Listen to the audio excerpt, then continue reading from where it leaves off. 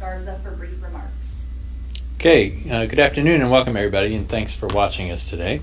I hope you all had a really great Christmas on Friday, and in the midst of everything that was tough about 2020, I hope that you had an opportunity to rest and reflect on the blessings that we have.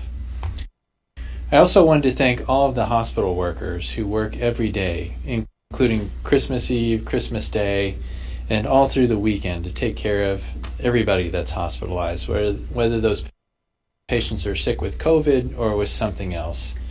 They deserve to have great care, and there are thousands of dedicated people making sure that that happens every day. So to everyone who works to help take care of patients, whether you're a clinician or custodial staff, dietary, or a facilities engineer, thank you. Thank you for putting the needs of others above your own. You may never fully appreciate how much we needed your selfless service in 2020, and you may never realize how many people watched, experienced, and admired your courage and your commitment. But every day, many people in this area tell me how grateful they are for you and for your work. Your work and commitment means so much to them. So again, on behalf of the entire region, thank you for all that you have done. So we'll start with our graph highlighting our regional hospital admissions data. These numbers are still high, although we have seen some lower numbers recently, which is always good news. Today we're reporting an admissions number of 94, and recall that these admissions are lagged by 2 days. Our rolling 7-day average remains high, although now it's below 100. It's at 97. So again, this is encouraging news, but still the numbers are very high.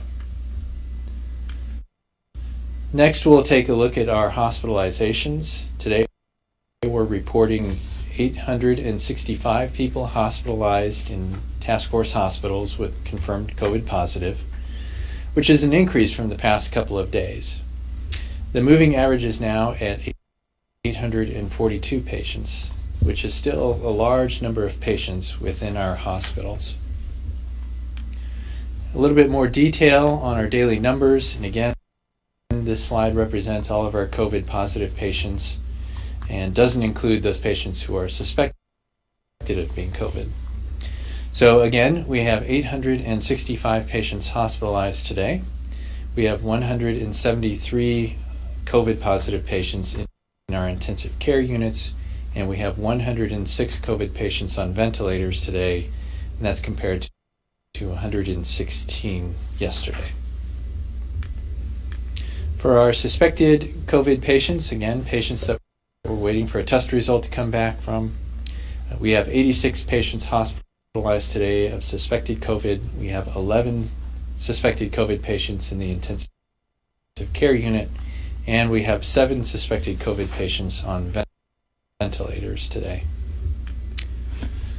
Our good news slide, since April, we've discharged 14,203 patients from our task force hospitals from COVID. We had a total of 58 patients discharged yesterday, which seems a little bit lower than what we've been seeing recently. And then taking a look at some of our patients that died, we are reporting 14 daily or new deaths since yesterday, which moves our rolling average up to 18 over the 7-day average. And again, slide just to reiterate that in order to decrease those deaths, we really have to decrease our hospitalizations and admissions, and of course that starts with new cases, and that starts with action in the community to decrease the number of cases. Since it's Monday, we'll go over our modeling slides that we do every week, and again, these are updated every Thursday to show us the trajectory that we're on.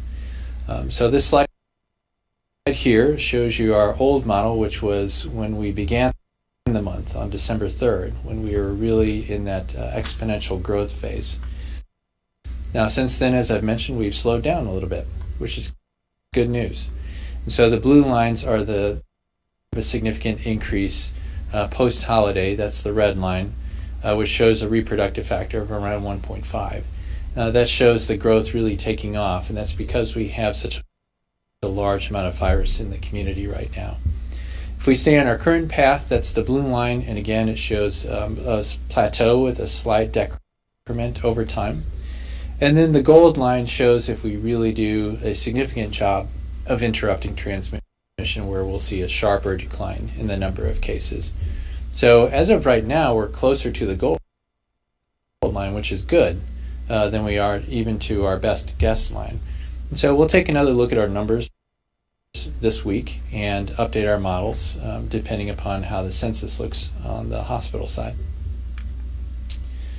And again, this is just an enhanced picture for our hospital census, and you can see how we're trending there, right between the best guess and the lower bound of our estimate, which again is good news that we've slowed down and that we're having a small decline.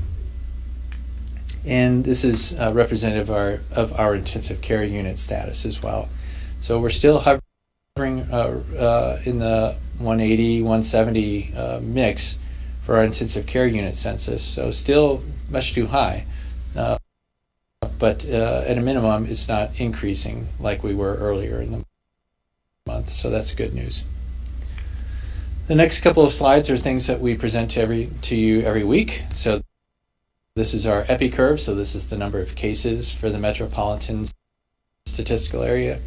Again, we've been slowly declining since that big spike that we saw around the third, fourth week of November.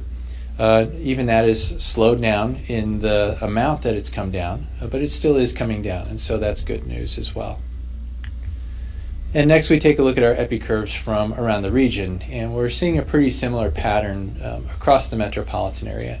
Now, some are declining faster than others, and some are still at a higher rate than others, but the shapes of the curve are about the same, where cases are continuing to come down, so that is good news.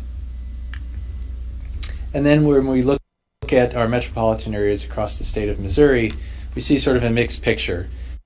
Most of the metropolitan areas are beginning to decline, but some are still remaining persistently high, such as down in Springfield.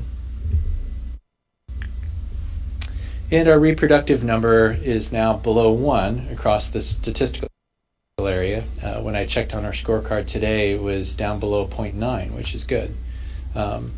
On the model number, it was around 0.96, but as of today, we're around a 0.89, which is good that the transmission number is coming down. Looking at our cases week over week, so again, blue is good, and orange and brown is bad. So the only counties that we have that were trending in the wrong direction was, I believe it's Warren County in the further western side of the metropolitan area. And then if we look at it by zip code, there's a couple of areas where we did see some increased cases week over week, and those were in Villa Ridge, Union, St. Charles. How can bring those number of admissions down even further, and the hospital census numbers down even further. We're still going to be in a very difficult time, and we still have to see whether we're going to see any increase in cases from the Christmas holiday.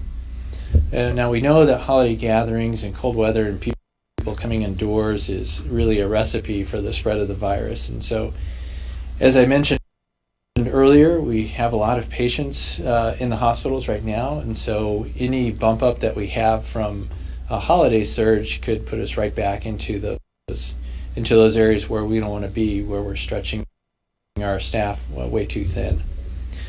So while we can continue to be stressed, we're still managing the stress at our hospitals, and we're still not back to our normal operations. We're still at a significant level. And so as a region, our workforce continues to be stretched thin. The fact is that COVID is not going to go away over the holidays, and it won't leave when 2020 leaves either. And we all know what we can do to get through this pandemic. We've all seen vaccine rolling out, and there'll be more vaccine coming, but it's still going to take time. And so again, best advice for the New Year's holiday is to celebrate at home with the folks that you live with. And if you have to be around other people, please do wear a mask and practice social distancing, and do all of the things that we've been doing.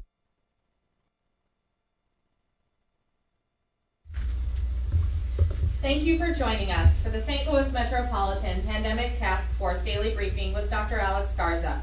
The briefing will begin momentarily. We will